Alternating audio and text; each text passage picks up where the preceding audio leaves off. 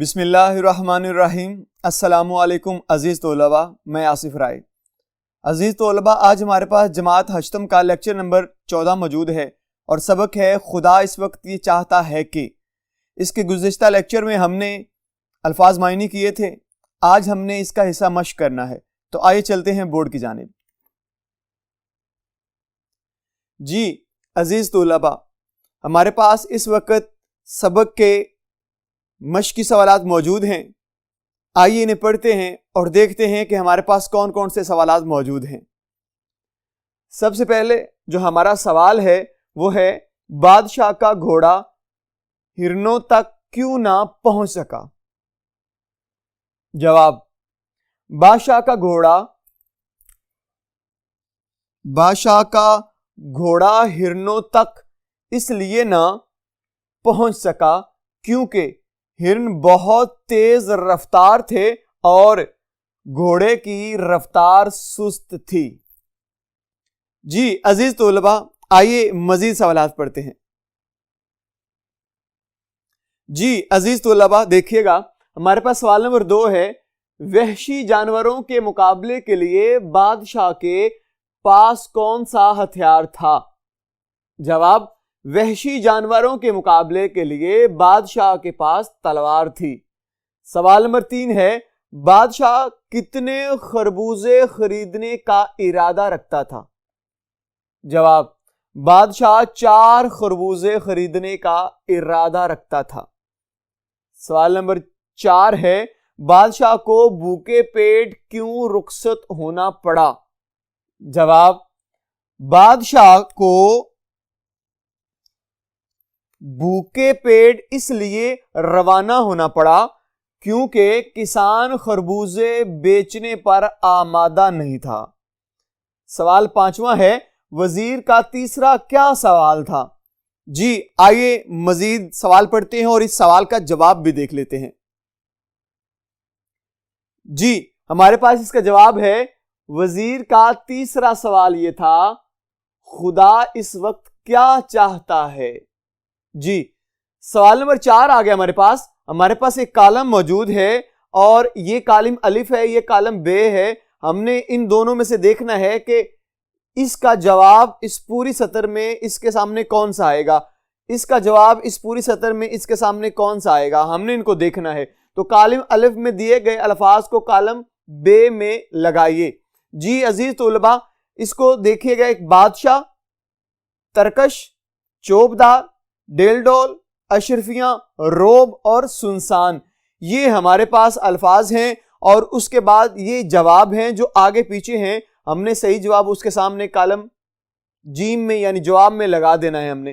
تو دیکھیے گا اگر آپ بات کرتے ہیں بادشاہ کی تو یہ لفظ بادشاہ ہے، تو اس کا جو سامنے جواب آئے گا وہ دیکھتے ہیں، وہ بنتا ہے بیٹا وزیر۔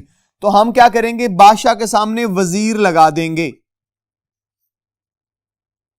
جی اس کے بعد ہمارے پاس لفظ ہے ترکش۔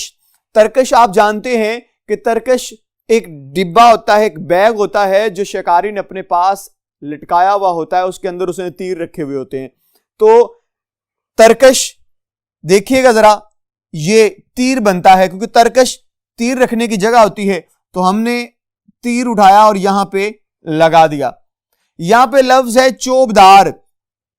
چوبدار کہتے ہیں رکھوالوں کو، وہ جو رکھوالا ہے یا کسی بھی دربار کے باہر دروازے پہ کھڑا رہتا ہے، آنے جانے سے والے کو پوچھتا رہتا ہے، اسے کہتے ہیں چوبدار۔ اب دیکھیے اس میں کون سا لفظ بنتا ہے جو اس سے ملتا جلتا ہے چوبدار کا؟ بیابان، چہرہ مہرہ، جواہرات، پہرے دار۔ جی چوبدار کا ہوگا پہرے دار۔ اس کے بعد ڈیل ڈول، اس کا مطلب ہوتا ہے انسان کی بناوٹ، اس کی شخصیت دیکھنے میں کیسی ہے۔ تو اب دیکھیے گا ذرا ڈیل ڈول کا دیکھتے ہیں، بیابان، چہرہ مہرہ۔ جی یہ جو لفظ ہے چہرہ مہرہ، یہ اس کے سامنے بنے گا۔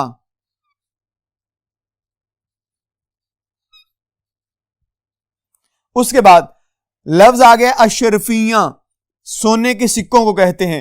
تو اس میں دیکھتے جائیں تو ہمارے پاس یہ جواہرات اس کے سامنے بنتا ہوا نظر آتا ہے۔ जवाहरात। उसके बाद रोब, रोब दाब, ये दोनों मिलते हैं। उसके बाद सुनसान, बयाबान।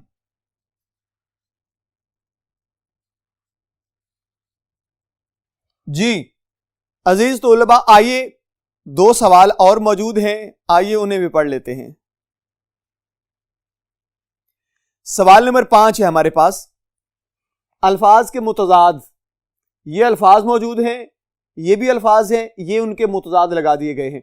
यानी बादशाह का मुतजाद होगा वजीर, जमीन का मुतजाद होगा आसमान, ठटकना का मुतजाद होगा बेखौफ, इंसान का मुतजाद होगा हैवान, मालदार का गरीब, ताकुब का पेशकदमी, शानदार का घटिया, खैर खा का दुश्मन। जी हमारे पास सवाल नंबर 6 है और ये अल्फाज हमारे पास मौजूद हैं। हमने इनको मुहावरों में इस्तेमाल करना है, इनके हमने जुमले बनाने हैं। आप इसको देखिएगा और आप खुद से भी आसानी से जुमले बना सकते हैं। अगर आपको लगे कि आप इन अल्फाज के जुमले खुद से भी बना सकते हैं तो अजीज तोलबा आप खुद से भी बना के जरूर देखिएगा। हमारे पास जो पहला लफ्ज है वो है घोड़ा डालना। जुमला देखिएगा, शिकारी ने हिरण के ताकुब में घोड़ा डाल दिया। घोड़ा डाल देना मुराद है किसी भी चीज का पीछा करना, कोशिश करना। जी उसके बाद है धक से रह जाना, हैरान रह जाना। अचानक सिपाही को देखकर चोर धक से रह गया। उसके बाद पर मारना, इसके ऊपर जबर पड़िएगा पे के ऊपर ताकि याद रहे। पर मारना, सदर हाउस पाकिस्तान की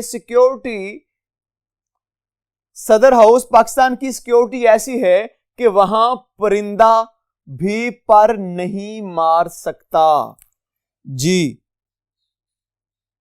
उसके बाद हमारे पास अगला जो लफ्ज है वो है परवान चढ़ाना। वालिदैन अपनी औलाद को सख्तियां बर्दाश्त करके परवान चढ़ाते हैं। उसके बाद खुदा ही हाफिज होना, असलम हर काम खराब ही करता है, उसका तो खुदा ही हाफिज है। आखिरी लफ्ज है यहां पे दाग देना। इंटरव्यू में मैं अभी एक जवाब ना दे पाया था कि उसने दूसरा सवाल दाग दिया। दाग देना मुराद बार बार करना। जी अजीज तोलबा, अभी हमारे पास 2 सवाल और मौजूद हैं, आइए उन्हें भी हल कर लेते हैं। जी अजीज तोलबा देखिएगा, हमारे पास इस वक्त सवाल नंबर 4 आ गया है, इसको पढ़ते हैं। दर्ज झैल अल्फाज और तराकीब को जुमलों में इस्तेमाल करें। ये अल्फाज हैं हमारे पास और इनके जुमले बने हुए हैं। पहला लफ्ज है हमारे पास जमे गफीर, यानी बहुत हजूम होना, बहुत से लोगों का इकट्ठ होना। 23 मार्च 1940 को लाहौर में कायदे आजम रहमतुल्लाह अलैह ने लोगों के एक जमे गफीर से खिताब किया। उसके बाद है तरकश, यानी तीर रखने की जगह या बैग। बादशाह ने हिरनों पर तीर चलाने के लिए तरकश से तीर निकाला। जी आइए मजीद अल्फाज के जुमले बनाते हैं। लफ्ज है हमारे पास आदमजाद, यानी कि आदम का बेटा या इंसान। जंगल में हर तरफ कोई आदमजाद न था। वहशी, जंगल में हर तरफ से वहशी जानवरों की आवाजें आ रही थीं। सूरत यानी शक्ल, बूढ़ी औरत की रोनी सूरत यानी रोने वाली शक्ल देख कर मुझे रहम आ गया। शिद्दत, किसी भी चीज का हद से बढ़ जाना। दर्द की शिद्दत से मैं तड़प उठा। वाकया यानी किसी भी काम को होते हुए अपनी आंखों से देखना। कल मेरे साथ एक वाकया पेश आया जिसको भूलना आसान नहीं है। सवाल नंबर 8 है दर्ज झैल की जमा लिखें। یعنی کہ ہمارے پاس الفاظ موجود ہیں، ان کی ہم نے جمع بنا دینی ہے. دیکھیے ہمارے پاس لفظ ہے ہرن، تو اس کی جمع ہوگی ہرنوں. اس کے بعد تدبیر ہے تو اس کا جمع ہوگا تدابیر. مال اموال. جنگل جنگلات.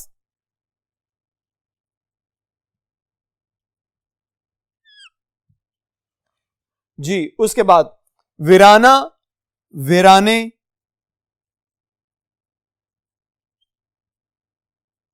گھوڑا گھوڑے.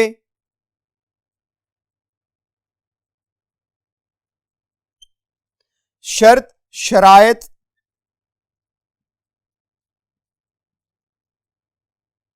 دربان دربانوں.